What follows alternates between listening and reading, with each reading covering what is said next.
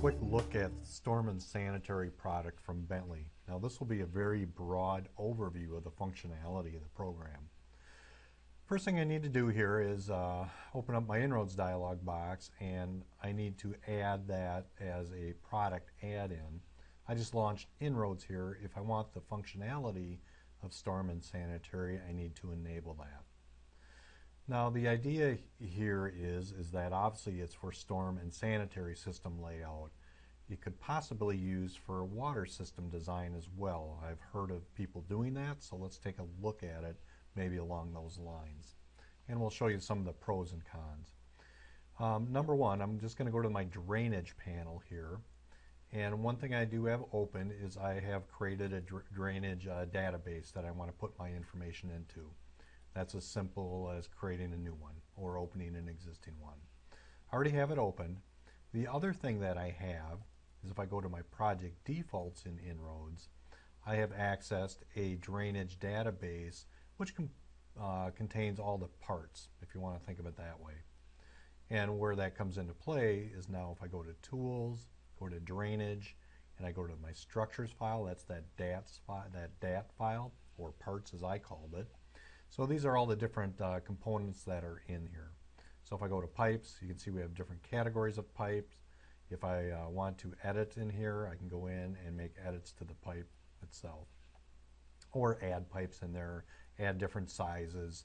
So obviously some changes would have to be made if we wanted to use this for a water system.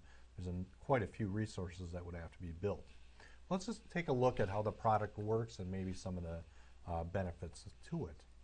So I've got my drainage database. I also have a subdivision up here, and I've got an alignment. The alignment isn't necessary, but I just happen to have one here. So let's take a look at how this works. If I want to start adding structures and or pipes, if I go up to the drainage utility here, and I go to layout, I'm going to start by laying out manholes. And again, these could maybe be valves or junction points, whatever happens to be.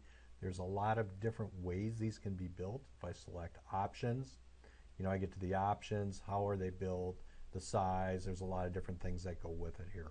But I'm just going to take the defaults for now. So if I want to start laying those out, I need to select the location I want it to be. When I data point on the screen, it collects the elevation on the ground of the existing DTM that's active. And my structure has depth to it, so it's automatically going to put that in. So when I apply, it creates a manhole symbol out here on the screen. We'll just add a couple more here. Let's throw another one down here, hit apply, and pan down a little bit, and maybe just put a third in. Maybe we'll cross the center line. Select apply, I now have a manhole there. If I had connect to existing structures on or add connecting pipes, it would have automatically drawn pipes in between those manholes, which actually was my intention. But because I didn't do that, we need to go back up to pipe, and we want to create pipes that connect these structures together. We'll start on the north again. And again, if we go to options, we can tell what size pipe we want. We'll just change it here. Again, we'd have to make a list of that to emulate a water system. But I can pick the structure ID, the downstream structure I want it to connect to. You see it highlights I accepted. Once I apply, it draws a line representing that pipe. It automatically progresses. So I can pick my third structure down here, apply, and it creates that pipe. Now, if I want things branching off of that, there's a number of ways to do it. One way would be to place an inlet, and bear with me, you'll see how this comes into play. These inlets don't have to exist after the fact. But let's just say, for example, I want a inlet at that location. I select apply, get a little bit of a symbol up on the screen here, a cell that represents that inlet, and let's just put another one or two out there. So now if I just throw one out in the middle of this parking lot here, hit apply, I now have an inlet at that location. Two ways to connect that back up to the system here. If I go back to drainage and I do layout, I want to create pipes, and I can tell it what the upstream structure is and what the downstream structure is. So if I want that to connect to that manhole, I select apply, it creates that pipe.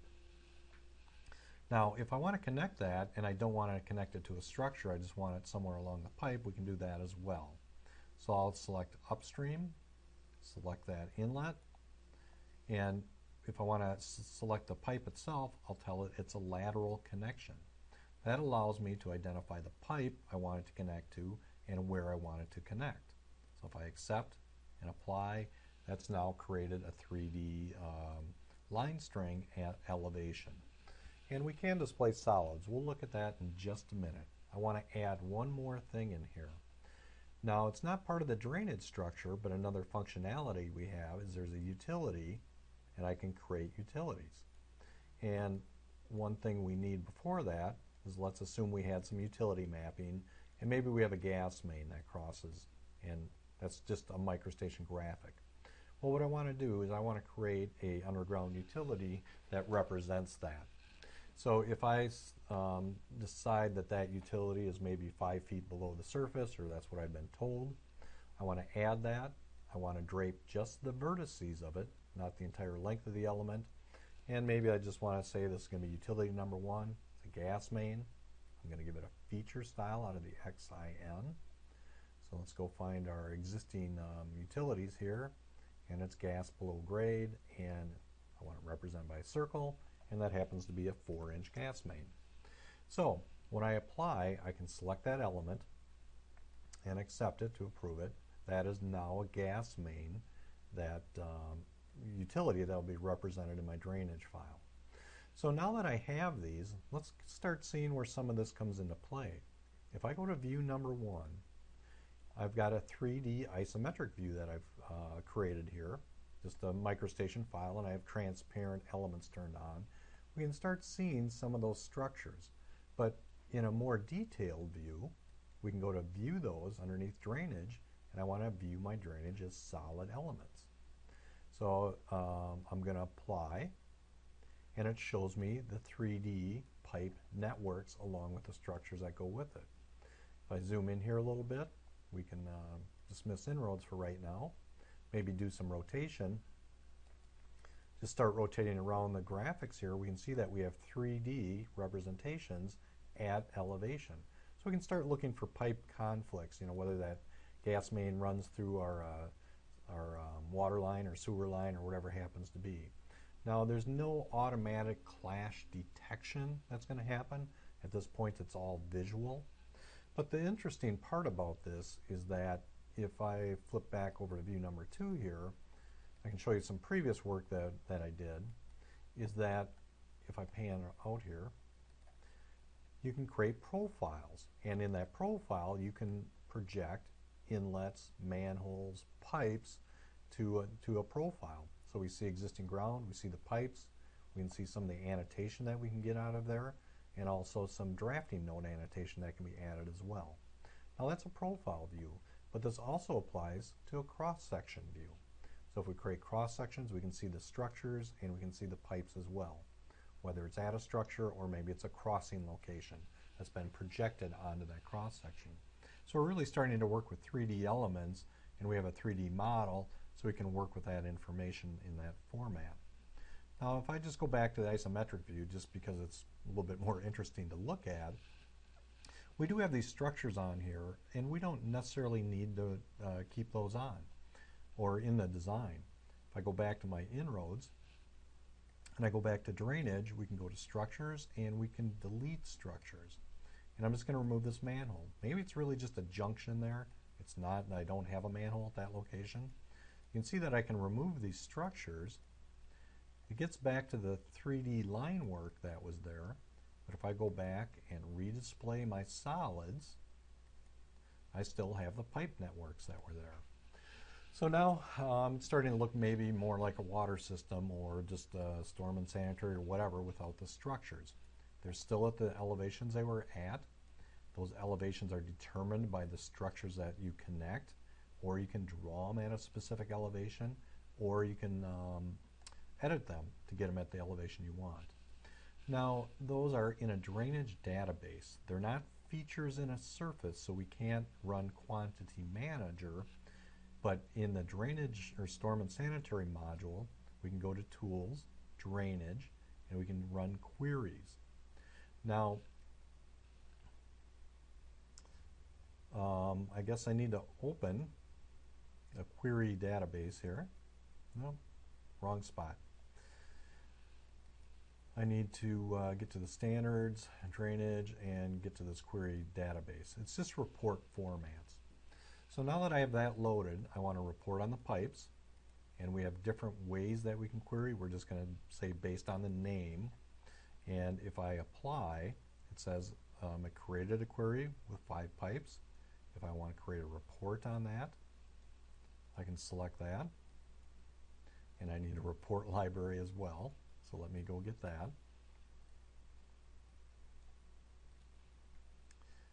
And that's in the preferences here. So these are report formats that are stored. So I want to report on the pipes. So now that I've reported on, or selected that, I can apply. It gives me some very basic information in this particular report format. But I get the size of the pipe, the name, the elevation, in, out, and length. And based on different reports that are selected or created, we can see we get additional information on those, or in different formats. If I want to save that, we can say I want to save that report. I'm just going to save it out as a text file. I've done this previously, but I'll just overwrite the one here called pipes.txt. So I can save that out. That's now a file that's on my hard drive. Clean up the screen here a little bit. Just go to Windows Explorer. So if I navigate to my training directory that I'm at, I can see that there's that TXT file. If I open that, I can look at it. I could import that into Excel, maybe assign values as far as cost to these items, and quantify the materials that I have in here. Now, T's and bends and all that, valves, that would all have to be looked at to see how that would come into play. But that is one possible method to use Storm and Sanitary to lay out a water system and get the 3D graphics that go with it, so that would integrate with other departments, Storm, Sanitary, and engineering, as well as any underground mapping that's there. That could all be built into that 3D model and integrated and quantified. That's it for this session.